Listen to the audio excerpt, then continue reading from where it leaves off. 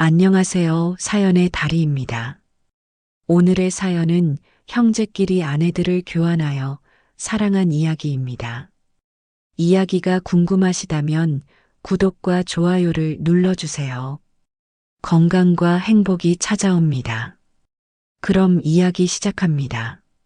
그날 밤 나는 동생 집사람의 손을 잡았다. 모텔 복도 형광등 아래서 순자 씨 몸은 아내보다 작고 부드러웠다. 40년을 함께한 영희는 이제 거칠고 차가웠다. 살림을 평생 해서 그런지 몸마다 주름이 깊었다. 하지만 순자 씨 몸은 달랐다. 아니 따뜻했다. 서로 떨리고 있었다. 68평생 이런 떨림은 처음이었다. 301호. 카드키를 찍는 내 손이 후들거렸다. 평생 이런 짓은 처음이었다. 형이 동생 집사람과 모텔에 온다는 게 손에 땀이 차올랐다. 카드키가 미끄러져 2번이나 떨어졌다. 문이 열렸고 순자 씨가 먼저 들어갔다. 나는 복도를 한 번 더 둘러봤다. 아무도 없었다. 빠르게 안으로 들어가 문을 닫았다. 딸깍. 잠금 장치 소리가 유난히 크게 들렸다. 심장이 귓가에서 쿵쿵 울렸다. 숨을 크게 들이마셨다. 모텔 방 특유의 비누 냄새가 났다. 저도 떨려요. 순자 씨가 침대 끝에 앉아 말했다. 목소리가 가늘게 떨렸다. 그녀의 손이 무릎 위에서 꼭 쥐어져 있었다. 손등에 핏줄이 붉어져 보였다. 나는 그녀 옆에 천천히 앉았다. 침대 스프링이 삐걱 소리를 냈다. 에어컨 바람이 시원했지만 등에는 땀이 흘렀다. 와이셔츠가 등에 달라붙었다. 사실 이 자리에 오기까지 그리 오래 걸리지 않았다. 추석 전날 밤 4명이 모인 포장마차에서 시작됐다. 소주 몇 병이 오가고 형수와 재수 씨가 옆자리에 앉았고 우리는 평소 할 수 없던 이야기들을 쏟아냈다. 취기가 오르자 혀가 풀렸다. 숨기고 살던 외로움이 입 밖으로 새어나왔다. 요즘 집에 들어가기 싫어요. 내가 먼저 말했다. 취기 때문인지 입이 가벼워졌다. 동생도 고개를 끄덕였다. 저도요, 형님. 영희는 소주잔을 단숨에 비우며 쓴웃음을 지었다. 목구멍으로 술이 넘어가는 소리가 들렸다. 순자 씨도 깊은 한숨을 쉬었다. 그 한숨 속에 몇십 년의 권태가 담겨 있었다. 우리 언제부터 이렇게 됐을까요? 순자 씨가 빈 잔을 만지작거리며 말했다. 아무도 대답하지 않았다. 대답할 수 있는 사람이 없었다. 권태는 어느 날 갑자기 찾아오는 게 아니었다. 서서히 아주 천천히 스며들었다. 어느새 우리는 같은 집에 사는 남남이 되어 있었다. 그럼 우리 한번 바꿔볼까요? 순자 씨가 농담처럼 던진 말. 하지만 아무도 웃지 않았다. 공기가 무거워졌다. 나는 고개를 들어 순자 씨를 봤다. 그녀도 나를 보고 있었다. 포장마차 호롱불이 그녀 얼굴을 붉게 비쳤다. 동생 집사람. 62. 아내보다 3살 어렸다. 몸매 관리를 해서인지 여전히 허리가 가늘었다. 검은색 니트가 그녀 몸매를 따라 흘러내렸다. 정말로요? 영희가 조용히 물었다. 목소리에 떨림이 있었다. 순자 씨가 천천히 고개를 끄덕였다. 한 번만. 아무도 모르게. 동생이 나를 쳐다봤다. 눈빛이 흔들렸다. 나도 마찬가지였다. 입술이 바짝 말랐다. 침을 삼켰다. 그래서 우리는 여기 왔다. 민호는 영희와 다른 모텔로, 나는 순자 씨와 이곳으로. 형님, 순자 씨가 내 이름을 불렀다. 나는 천천히 고개를 돌려 그녀를 봤다. 가까이 있는 얼굴. 아내가 아닌 다른 여자의 얼굴을 이렇게 가까이서 본 게 몇십 년 만인지. 순자 씨 눈동자가 흔들리고 있었다. 입술이 살짝 벌어져 있었다. 가느다란 신음소리가 들렸다. 그녀의 목덜미에 땀방울이 맺혀 있었다. 이런 거 오래됐어요. 나도요. 우리는 동시에 어색하게 웃었다. 떨리는 웃음. 하지만 그 웃음이 긴장을 조금 풀어줬다. 나는 천천히 손을 뻗어 그녀 어깨에 올렸다. 순자 씨가 작게 몸을 떨었다. 차가운 에어컨 바람 때문만은 아니었다. 내 손바닥으로 그녀의 떨림이 전해졌다. 괜찮으시면 천천히. 내가 속삭였다. 순자 씨가 천천히 고개를 끄덕였다. 나는 그녀를 조심스럽게 안았다. 아내와는 다른 체온, 다른 향기, 오랜만에 느끼는 설렘이었다. 심장이 미친 듯이 뛰었다. 가슴이 터질 것 같았다. 순자 씨의 숨소리가 내 귀에 가까워졌다. 따뜻한 입김이 목덜미에 닿았다. 그날 밤 우리는 선을 넘었다.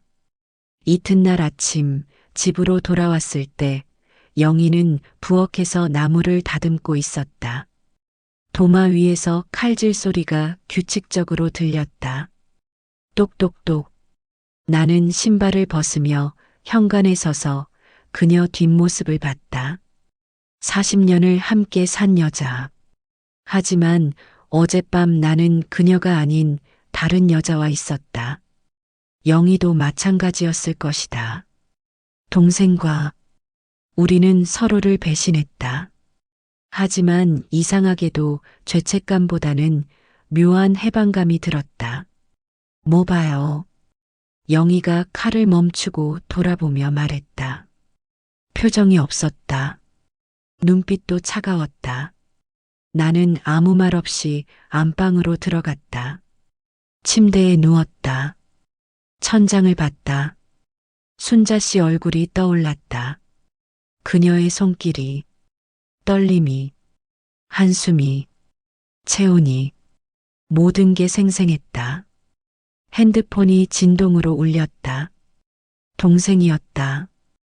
형님, 우리 다시 만날 수 있을까요? 문자였다. 나는 핸드폰을 오래 들여다봤다. 화면이 흐릿하게 보였다. 손가락이 떨렸다. 답장을 쓰려다 지웠다. 다시 썼다. 할 수 있을 것 같아. 전송 버튼을 눌렀다. 곧 답이 왔다. 그럼 다음 주에 같은 시간 같은 곳에서. 나는 핸드폰을 천천히 내려놓고 눈을 감았다. 한 번만이라던 약속. 지켜질 리 없었다. 우리는 이미 알고 있었다. 돌아갈 수 없다는 것을. 맛을 본 금기는 중독이 되었다. 그렇게 시작됐다. 형제의 아내를 바꾸는 일이. 누구도 상상할 수 없는 금기의 관계가. 그리고 석 달 후 아들 재훈이 나를 미행하기 시작했다는 사실을 나는 아직 몰랐다. 일주일 후 나는 다시 순자 씨를 만났다. 강남 뒷골목 작은 카페. 오후 2시. 사람들 눈을 피하기 좋은 시간이었다. 창가 구석 자리에 앉아 기다리는데 입안이 바짝 말라 있었다. 아메리카노를 마셨지만 맛을 느낄 수 없었다. 문이 열렸다. 순자 씨였다. 검은색 선글라스를 끼고 있었다. 하이힐 소리가 바닥에 또각또각 울렸다. 내 심장도 그 리듬에 맞춰 뛰었다. 형님. 그녀가 내 맞은편에 앉으며 선글라스를 벗었다. 눈가에 화장을 했다. 립스틱도 발랐다. 나를 위해 꾸민 거라는 걸 알 수 있었다. 잘 지내셨어요? 뭘 물어보는 건지. 하지만 나도 똑같이 대답했다. 네, 잘 지냈어요. 우리는 어색하게 웃었다. 커피 한 잔 시킬게요. 그녀가 일어나려는 순간 나는 손을 뻗어 그녀 손목을 잡았다. 가느다란 손목. 손가락 아래로 맥박이 빠르게 뛰는 게 느껴졌다. 제가 시켜드릴게요. 카페라떼요? 네. 라떼를 가져와 앞에 놓자 순자 씨가 두 손으로 컵을 감쌌다. 하얀 김이 올라온다. 그 김 너머로 그녀가 나를 봤다. 사실은요, 형님. 저 그날 밤 이후로 계속 생각했어요. 나도 그래요. 순자 씨의 눈빛이 흔들렸다. 그녀가 입술을 깨물었다. 이러면 안 되는 거 아는데. 자꾸 보고 싶어요. 나도 그래요, 순자 씨. 우리는 한동안 말없이 서로를 봤다. 카페에 재즈가 흘렀지만 내 귓가엔 순자 씨의 숨소리만 들렸다. 형님, 우리 어떡하죠? 나는 대답할 수 없었다. 그만두긴 틀렸다. 이미 중독됐으니까. 일주일 내내 순자 씨 생각뿐이었다. 자주 만나요. 우리, 내가 말했다. 순자 씨가 놀란 듯 눈을 크게 떴다. 자주요? 네. 일주일에 2번. 아니, 가능하면 매일. 순자 씨의 손이 떨렸다. 커피 잔이 덜컥 소리를 냈다. 그날 저녁 나는 동생에게 전화를 걸었다. 민호도 같은 마음이었다. 우리는 약속을 정했다. 일주일에 2번, 수요일과 토요일. 한 달이 지났다. 우리는 시스템을 만들었다. 민수와 순자는 강남 오피스텔을, 민호와 영희는 홍대 오피스텔을 각각 월세로 얻었다. 보증금 1,000만 원, 월세 50만 원. 비쌌지만 아깝지 않았다. 오피스텔 열쇠를 받던 날 내 손이 떨렸다. 죄책감이 밀려왔다. 하지만 곧 사라졌다. 순자 씨가 옆에 서 있었으니까. 우리 집이에요, 형님. 순자 씨가 웃으며 말했다. 우리 집. 그 말이 좋았다. 영희와는 오래전부터 집이 아니었다. 그냥 같이 사는 공간일 뿐. 하지만 순자 씨와는 달랐다. 매주 수요일 오후 나는 골프 친다는 핑계로 집을 나섰다. 골프채 가방을 들고. 하지만 강남으로 향했다. 오피스텔 1503호. 비밀번호를 누르고 문을 열면 순자 씨가 기다리고 있었다. 어서 오세요. 그녀는 매번 나를 반겼다. 앞치마를 두르고 음식을 만들어 놓곤 했다. 된장찌개, 김치찌개, 불고기. 집에서 영희는 해주지 않는 것들이었다. 맛있어요. 내가 말하면 순자 씨는 환하게 웃었다. 영희는 언제부터인가 내 앞에서 웃지 않았으니까.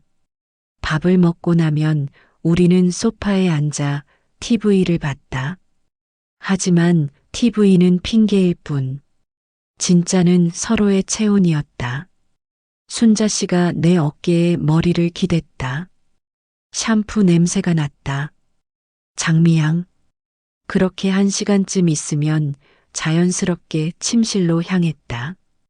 침실에서 우리는 서로를 탐닉했다. 60을 넘긴 나이였지만 열정만큼은 청춘 같았다. 오히려 젊을 때보다 간절했다. 남은 시간이 많지 않다는 걸 알았으니까. 형님, 사랑해요. 순자 씨가 내 가슴에 얼굴을 묻으며 속삭였다. 나는 그녀의 등을 쓰다듬었다. 나도요, 순자 씨. 나도 사랑해요. 처음엔 거짓말이었다. 욕망일 뿐이라고 생각했다. 하지만 시간이 지나면서 진심이 됐다. 나는 정말 순자 씨를 사랑하게 됐다. 동생 민호도 마찬가지였다. 어느 날 우리 넷이 함께 저녁을 먹을 때 민호가 입을 열었다.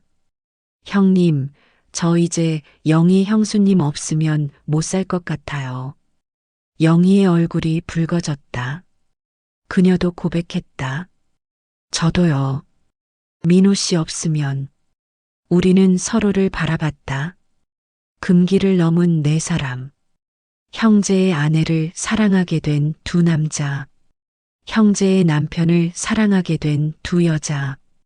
이건 사랑인가, 중독인가. 나는 구분할 수 없었다. 하지만 중요하지 않았다. 중요한 건 지금 이 순간 내가 행복하다는 것, 오랜만에 살아있다고 느낀다는 것. 석 달이 지났다. 추석이 다가왔다. 온 가족이 모이는 명절. 나는 긴장했다. 아들 재훈과 며느리, 손주들 앞에서 연기를 해야 했다. 아무렇지 않은 척, 평범한 아버지인 척. 명절 전날 밤 오피스텔에서 순자 씨가 물었다. 형님, 우리 들키면 어떡해요? 안 들켜요. 조심하면 돼요. 하지만 그건 너무 안이한 생각이었다. 아들 재우는 이미 눈치를 채고 있었다. 내가 달라졌다는 걸. 표정이, 말투가, 분위기가. 명절 당일 재훈이 나를 유심히 쳐다봤다. 나는 애써 태연한 척했다. 하지만 손이 떨렸다. 숟가락을 놓칠 뻔했다. 그리고 그날 밤 재훈은 결심했다. 아버지를 미행하기로. 추석 당일 아침 나는 영희와 함께 차에 올랐다. 아들네 집으로 가는 길. 차 안은 조용했다. 영희는 창밖을 보고 있었고 나는 핸들을 잡고 있었다. 40년을 함께 산 부부지만 할 말이 없었다. 신호대기 중에 핸드폰이 진동했다. 순자 씨였다. 형님, 오늘 조심하세요. 저도 떨려요. 나는 재빨리 문자를 지웠다. 영희가 힐끗 쳐다봤다. 심장이 쿵 내려앉았다. 누구야? 보험회사요. 영희는 더 묻지 않았다. 관심이 없었으니까. 재훈네 집 앞에 도착했다. 동생 민호네 차도 와 있었다. 나는 숨을 깊이 들이마셨다. 오늘 하루만 버티자. 현관문을 열자 손주들이 달려왔다. 할아버지. 큰 손주 지훈이가 내 다리를 안았다. 나는 웃으며 머리를 쓰다듬었다. 안으로 들어가니 동생 민호가 소파에 앉아 있었다. 우리 눈이 마주쳤다. 그는 어색하게 웃었다. 나도 마찬가지였다. 우리는 서로의 아내와 잠자리를 하는 사이였다. 형님, 오셨어요. 민호가 일어나 악수를 청했다. 나는 그의 손을 잡았다. 따뜻했다. 이 손이 영희를 만졌을 거라고 생각하니 묘한 감정이 들었다. 부엌에서 여자들 목소리가 들렸다. 나는 슬쩍 고개를 돌렸다. 순자 씨가 보였다. 앞치마를 두르고 음식을 나르고 있었다. 내 시선을 느꼈는지 순자 씨가 잠깐 나를 봤다. 눈이 마주쳤다. 1초.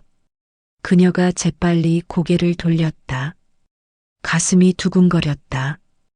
금지된 장소에서 만나는 스릴. 들키면 안 된다는 긴장감. 아버지, 맥주 드시겠어요? 재훈이 냉장고에서 맥주를 꺼내며 물었다. 아, 그래. 재훈이 맥주 2캔을 가져왔다. 우리 셋은 거실 테이블에 둘러앉았다. 요즘 건강은 어떠세요? 괜찮아. 골프도 다니고 그러니까. 골프 자주 다니시네요. 요즘 거의 매주 나가시던데. 재훈의 목소리에 뭔가 걸렸다. 나는 그를 쳐다봤다. 눈빛이 예사롭지 않았다. 운동 좀 해야지. 나이 먹을수록. 재우는 맥주를 마셨다. 그냥 넘어간 것 같았다. 삼촌도 요즘 등산 자주 가시죠? 재훈이 민호에게 물었다. 응, 건강해야지. 재훈이 고개를 끄덕였다. 하지만 뭔가 이상했다. 그의 눈빛이 우리를 관찰하고 있었다. 식사 준비됐어요. 며느리가 소리쳤다. 우리는 식탁으로 자리를 옮겼다.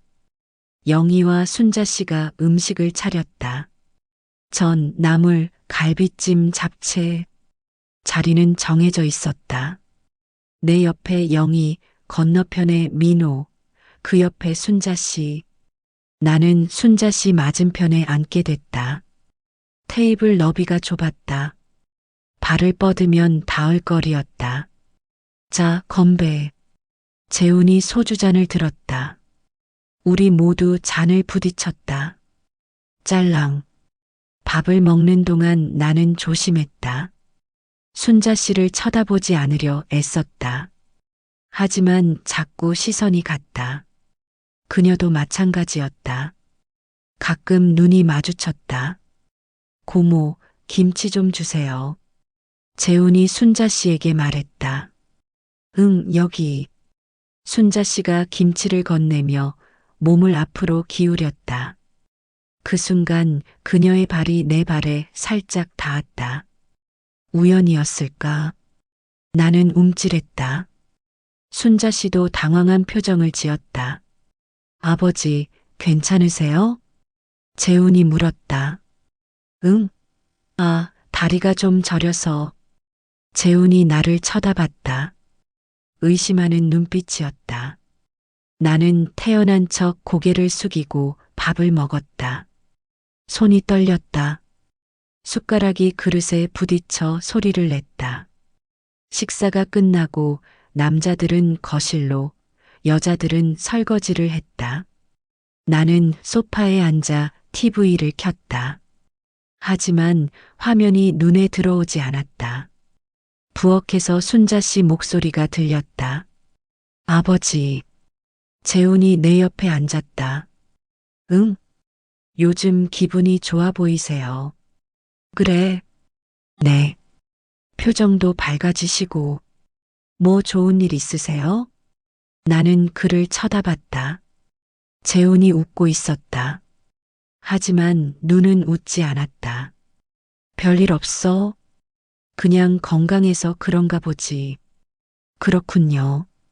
재훈은 맥주를 마시며 TV를 봤다. 나는 불안했다.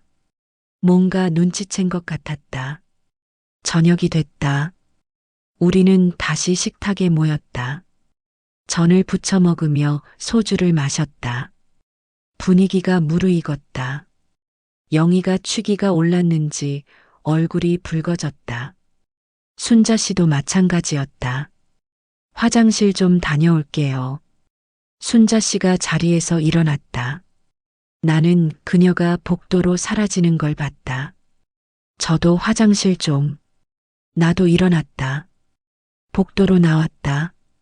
화장실 앞에 순자 씨가 서 있었다. 우리 둘만 있었다. 형님. 순자 씨가 작은 목소리로 불렀다. 조심해요. 재훈 씨가 이상하게 쳐다봐요. 나도 느꼈어요. 들킨 것 같아요? 아직은 아닐 거예요. 하지만 그때였다. 발소리가 들렸다. 누군가 오고 있었다. 나는 재빨리 화장실로 들어갔다. 문을 닫았다. 심장이 미친 듯이 뛰었다. 밖에서 목소리가 들렸다. 고모, 화장실 기다리세요? 재훈이었다. 응. 내 아버지가 먼저 들어가셨어. 아. 침묵. 나는 숨을 죽였다. 변기 물을 내렸다. 손을 씻고 문을 열었다. 재훈이 복도에 서 있었다. 나와 순자 씨를 번갈아 쳐다봤다.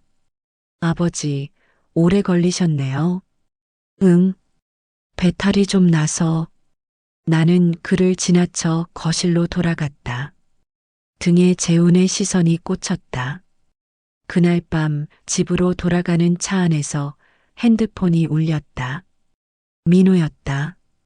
형님, 재훈이가 뭔가 눈치챈 것 같아요. 조심하세요. 나는 문자를 지우고 핸드폰을 내려놓았다. 영희가 옆에서 졸고 있었다. 나는 백미러로 뒤를 봤다. 하지만 알 수 없었다. 재훈이 정말 눈치챈 건지 아니면 내 착각인지. 일주일 후 나는 알게 됐다. 재훈이 나를 미행하고 있다는 걸.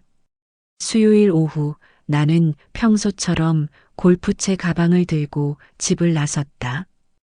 영희는 거실에서 TV를 보고 있었다. 고개도 돌리지 않았다. 나는 현관문을 닫고 지하 주차장으로 내려갔다. 차 트렁크에 골프채를 실었다. 시동을 걸었다. 백미러를 봤다. 아무도 없었다. 강남으로 향하는 길. 신호대기 중에 순자 씨에게 문자를 보냈다. 30분 후 도착할게요. 곧 답장이 왔다. 기다리고 있을게요. 강남 오피스텔 지하 주차장에 차를 세웠다. 엘리베이터를 타고 15층으로 올라갔다. 1503호. 비밀번호를 눌렀다. 삐삐삐. 형님. 순자 씨가 환하게 웃으며 나를 맞았다. 앞치마를 두른 모습. 나는 안으로 들어가 신발을 벗었다. 삼겹살 굽는 냄새가 났다. 거실 테이블에 상이 차려져 있었다. 보고 싶었어요. 나도요. 순자 씨가 내 손을 잡았다. 따뜻했다. 나는 그녀를 끌어당겨 안았다. 장미향이 났다. 우리는 테이블에 마주 앉았다. 순자 씨가 삼겹살을 집어 내 입에 넣어줬다. 우리는 밥을 먹으며 이런저런 이야기를 나눴다. 식사를 마치고 소파에 앉았다. 순자 씨가 내 어깨에 머리를 기댔다. 나는 그녀를 안았다. 형님, 우리 언제까지 이럴 수 있을까요? 왜 그런 말을 해요? 추석 때 재훈 씨가 뭔가 눈치챈 것 같아서요. 괜찮아요. 조심하면 돼요. 하지만 형님, 만약 들키면 어떡해요? 그때까지 최선을 다해 행복하면 되죠. 순자 씨가 나를 올려다봤다. 눈에 눈물이 고여 있었다. 형님, 사랑해요. 나도 사랑해요, 순자 씨. 우리는 키스했다. 오후 햇살이 창문으로 들어왔다. 2시간 후 나는 오피스텔을 나섰다.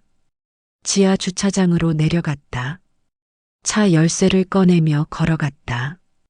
그때 누군가 내 이름을 불렀다. 아버지. 나는 얼어붙었다. 천천히 뒤를 돌아봤다. 재훈이 서 있었다. 기둥 뒤에서 걸어 나오는 아들. 얼굴이 창백했다. 눈빛이 차갑게 식어 있었다. 재훈아. 여기서 뭐 하세요? 재훈이 차갑게 물었다. 나는 입을 열었지만 말이 나오지 않았다. 골프장 간다고 하셨죠? 아버지, 여기가 골프장인가요? 머릿속이 하얘졌다. 재훈이 고개를 들어 건물을 올려다봤다. 저 위에 누가 있어요? 15층에. 내 심장이 멎는 것 같았다. 매주 수요일마다 여기 오시는 거 알아요. 석 달째 미행했거든요. 재훈의 목소리가 떨렸다. 대체 누구예요? 나는 고개를 숙였다. 대답할 수 없었다. 순자 씨라고, 고모라고. 말씀하세요. 재훈이 소리쳤다. 메아리 쳤다. 재훈아, 미안하다. 재훈의 눈에 눈물이 고였다. 아버지, 어떻게 이러실 수 있어요? 나는 아들의 얼굴을 볼 수 없었다. 내일 집에 오세요. 어머니랑 같이 할 말이 있어요. 재훈이 돌아서서 걸어갔다. 문이 닫혔다. 나는 그 자리에 주저앉았다. 차가운 콘크리트, 손이 떨렸다. 온몸이 떨렸다. 집으로 돌아가는 길, 나는 동생에게 전화를 걸었다. 형님, 무슨 일이에요? 들켰어. 재훈이가 알아. 석 달 동안 미행했대. 전화 너머로 민호의 숨소리가 거칠어졌다. 우리 어떡하죠? 나는 대답할 수 없었다. 이튿날 재훈네 집에 모였다. 나와 영희, 민호와 순자 씨, 그리고 재훈 부부와 수진까지. 재훈이 증거를 내놨다. 오피스텔 출입 사진들, 나와 순자 씨, 민호와 영희. 거실이 얼어붙었다. 미쳤어요? 정말 미친 거 아니에요? 수진이 울며 소리쳤다. 어떻게 형제가 서로의 아내를. 재훈이 말을 잇지 못했다. 주먹을 쥐고 있었다. 나는 고개를 숙인 채 아무 말도 하지 못했다.